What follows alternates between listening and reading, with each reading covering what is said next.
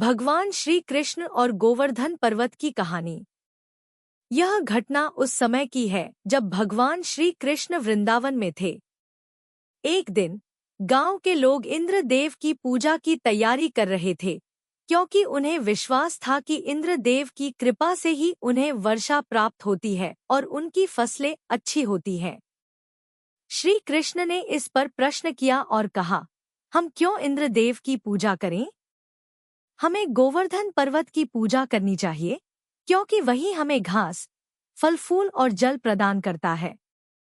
गांव वाले श्री कृष्ण की बातों से प्रभावित हो गए और उन्होंने इंद्रदेव की पूजा छोड़कर गोवर्धन पर्वत की पूजा करनी शुरू कर दी।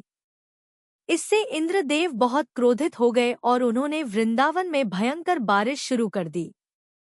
जल प्रलय जैसा दृश्य बन गया और सभी गांव वाले भयभीत होकर श्री कृष्ण के पास पहुंचे।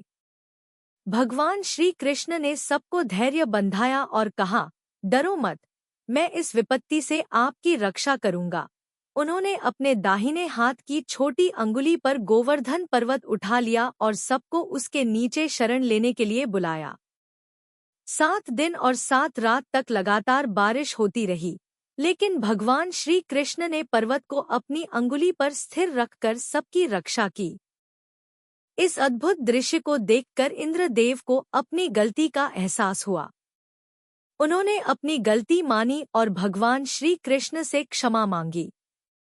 इंद्रदेव ने समझा कि श्री कृष्ण कोई साधारण व्यक्ति नहीं है, बल्कि स्वयं भगवान विष्णु के अवतार हैं।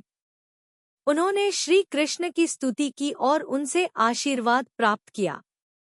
इस प्रकार भगवान श्री कृष्ण ने अपनी दिव्य शक्ति से वृंदावन के लोगों की रक्षा की और यह संदेश दिया कि सच्ची श्रद्धा और विश्वास से भगवान अपने भक्तों की रक्षा करते हैं। गोवर्धन पूजा की परंपरा आज भी मनाई जाती है और इसे अन्नकूट पर्व के रूप में जाना जाता है। यह कथा यह भी सिखाती है कि हमें प्रकृति और उसके तत्वों का आदर करना चाहिए और उनकी रक्षा करनी चाहिए। आप कौन से टॉपिक्स पर वीडियो देखना पसंद करेंगे?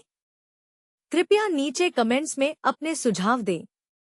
हम आपकी पसंद के टॉपिक्स पर जल्द से जल्द वीडियो बनाएंगे और उपलब्ध कराएंगे। Please subscribe, like, share, comment, and follow my channel.